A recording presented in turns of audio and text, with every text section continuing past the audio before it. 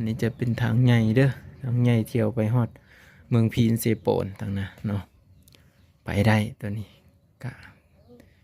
ไกลบ่กะ35 ลักเด้อแต่นี่ไปฮอดเมืองพีนแต่ว่าฮอดเมืองสนนี่ประมาณ7 ลักหรือ6 ลักประมาณนี้ทางบ่อยากดีบันไดตัวนี้จะเป็นบานพับเนาะบานพับใหญ่ใส่ดึงลงมาแต่ว่าตัวตะนางนี่จะใส่ผ้ากันแสงเลยนะมาคั่งอีกเนาะเลือจากตัดออกมาแต่หั่นบ่ฮู้ว่าสิพอบ่แหละหรือว่าจังไดตัดออกมาจังหั่นแล้วก็ว่าสิมาเน่งซะนี่เอาลวดมัดถ้ามันบ่พอก็สิตัดเอาตัวมันย้อนนี่แหละตัวนี้ก็สิประมาณ1 เมตรตัวนี้อัดลงมาแล้วก็ล็อกก็ได้เนาะล็อกประตูไว้ได้เลย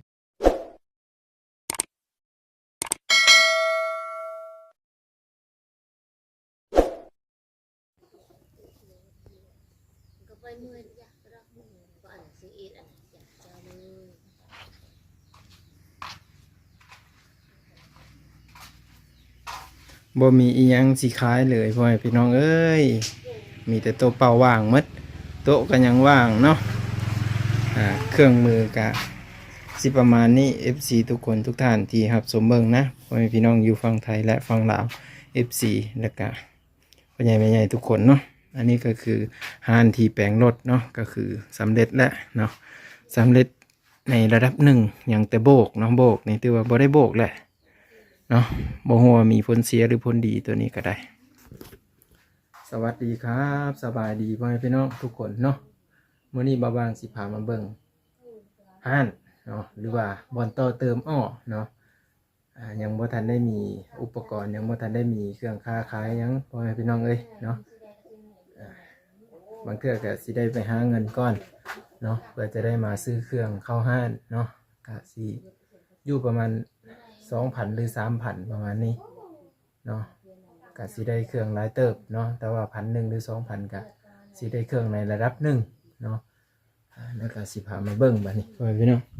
แต่ว่าเฮามานี่ก็สิอบเอาในจักหน่อยเนาะบ่ทันมีพัดลมบ่มีอีหยังเลยเนาะใส่เพดานนี้ตัวนี้ก็อัดตึบเลยเนาะ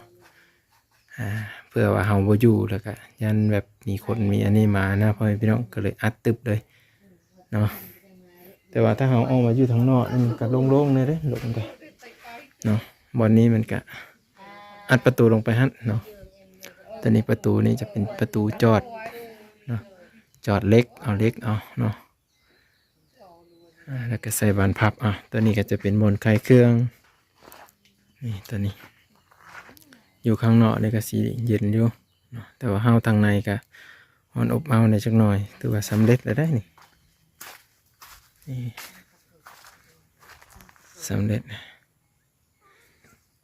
เดี๋ยวมาเบิ่งทางข้างทางเมืองนี้อันนี้จะเป็นทางใหญ่เด้อทางใหญ่ผ่านไปเมืองสนเนาะเข้าในเมืองก็จะไปนี้วัน7-8 ลักไปแล้วเผื่อสิฮอดก็ได้บ่แม่นน้อยได้พ่อพี่น้องเอ้ยอันนี้ก็งบนี่ก็หมดไป5 ล้านกีบพ่อพี่น้องเนาะ5 ล้าน 6 ล้านประมาณนี้ซื้อหันซื้อนี่กับบริไลพ่อพี่น้องเอาแต่ตัวมันนักๆเนาะ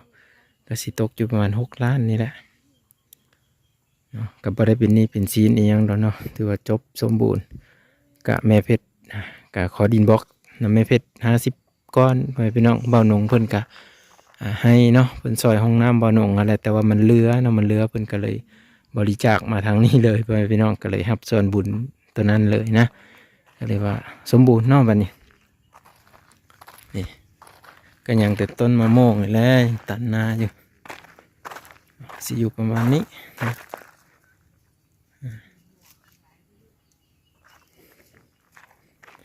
ประตูประต่างก็สิอยู่ประมาณนี้เลยพ่อพี่น้อง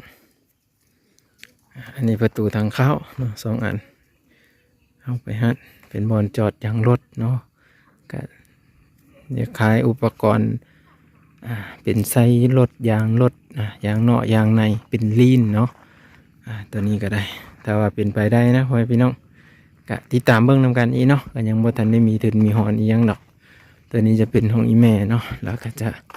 แล้วเขาแล้วน้ำเด้ซื้อเครื่องเอามาขายเนาะแล้วก็ตัวนี้กับพี่พ่อพี่น้องตัวนี้ไฟเข้านี่ ไฟเข้าแต่ว่ามันบ่เย็นเนาะเปิดไว้เมื่อคืนก็ร้อนเนาะตัวนี้หัน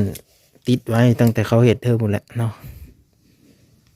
เปิดไว้แต่ว่ามันบ่เย็นแล้วก็เลยบ่ได้ใช้เลยไว้พี่น้องปะเลยเนาะอยากเอาไปแปลงก็ยังบ่ทันได้มีเวลาแก้ไปนะก็สิผู้แหละในเมืองผู้แหละถ้าเมืองส่วนแปลงบ่ได้ก็สิแกงกอกประมาณนี้เนาะพื้นไผ่ก็สิเอามาบอนนี้นี่บอนขายเนาะก็สิเป็นน้ำอันนี้ก็เล็กๆน้อยๆอันละ2-3 อันตามงบน้อยเขตชนบทบ้านนอกอันแหละเบอร์ดี้มาพี่น้องคนลาวใส่ของไทยแม่นแท้ได้นี่เนาะน้ำมะพร้าวเนี่ยตัวนี้มีหูจักว่าเขาเหยียบเป็นภาษาไทยเสื้อซื่อบ่เรือจังไดตัวนี้เนาะแต่ว่ามีตัวจีนตัวนี้ปนอยู่แต่ว่าถ้าของไทยมันสิคักกว่านี้นะพี่น้องเนาะขนมกันเล็กๆน้อยๆเด้อนี่ยำจัมโบ้ของไทยของลาวเนาะนี่รสดีนี่ซองละ3,000 กีบยาสระผมซองละ1,000 กีบนี่อย่าสูบเหลาเด้อพี่น้องอย่าสูบเหลานี่อันนี้ก็อย่าสูบเหลาแล้วแต่คนจะสูบเนาะตัวนี้สิมานี้เครื่องซื้อของขายก็สิบ่หลายปานใดเนาะเล็กๆน้อยๆนี่เนาะสำเร็จเด้อใครอยากให้ซื้อเครื่องยังก็อุดหนุนซอยได้เด้อพี่น้องเนาะอุดหนุนซอยเครื่องค้าของขายนี่นะครับบอนนี้ยังบ่ทันได้มียังเนาะนี่ตัวนี้จะเป็นบ่อนที่วางตุกลีนเนาะตุกลีนตัวนี้ลีนรถจักรแล้วก็ลีนพวก2 ถี2 ถีเนาะเราจะใส่ในซันตัวนี้เลยสิมี1 2 3 4 4 ซันพอดีเนาะแล้วก็ซันถึงนี่ก็วางคล้องได้คือกันแต่ว่าเน้นน้ำบ่หลายปานใดตัวนี้ประมาณนี้เนาะ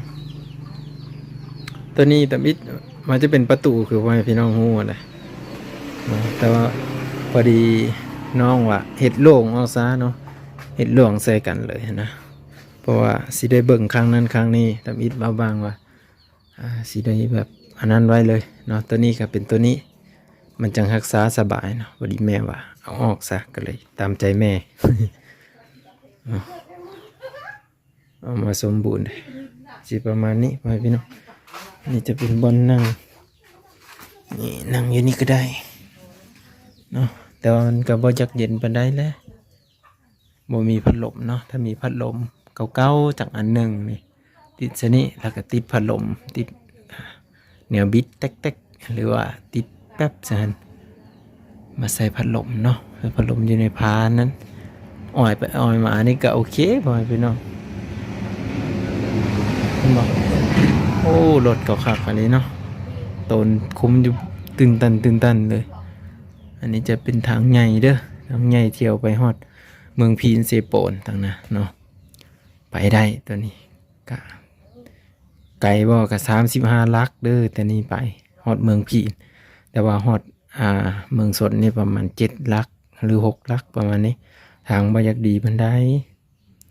ตัวนี้จะเป็นบานพับเนาะบานพับใหญ่ใส่ดึงลงมาแต่ว่าตัวตะนางนี่จะใส่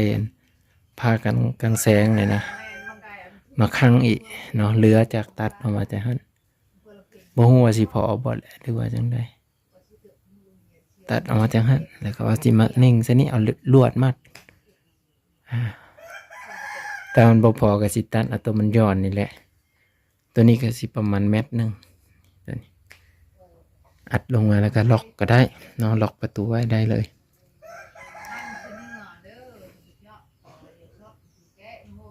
บ่ได้ไกลปานใดแต่ทางนี่ประมาณ3-4 เมตร3 เมตรปลาย3 เมตรปลายนี่ถึงแต่ว่ายามเขาสิเฮ็ดทางนี่บ่ฮู้ว่าสิเฮ็ดฮอดพี่บ่ตัวนี้ถ้าเบิ่งนำกันอีตัวนี้จะเป็นต้นม่วงเลย อยากตัดก็เสียดายพ่อแม่พี่น้องจงไว้กินหมากมาดีแต่ว่า2งาน่ะมันเน่งออกไปพุ่นแหละแนวใดก็ต้องได้ตัดแหละปีหน้าปีไหนนี่ต้นตัวมันขึ้นนี่เนาะเอาสิประมาณนี้แหล้วพ่อแม่พี่น้องขอบคุญขอบคุณ FC เนาะที่รับชมและติดตามเบิ่งช่อง YouTube บ้างๆเนาะแล้วก็ในการนี้นั้นตั้งแต่ต้นจนจบเนาะกับบางช่วงบางตอนก็จะบ่ได้ถ่ายให้เบิ่งแน่มื้อนี้ก็ตอบผาแอมอันนี้แน่ก็บ่ได้ถ่ายซ้ำนะก็แล้วเวียกแล้วก็มารีวิวให้เบิ่งเลยแล้วก็สิคนมีเครื่องคนอิหยังเข้ามาไว้แล้วก็ถือว่าจบเนาะเอาสวัสดีมาทุกคนเด้อพี่น้องเนาะเมื่อยๆแน่นะเอาไว้ติดตามกันโอกาสหน้า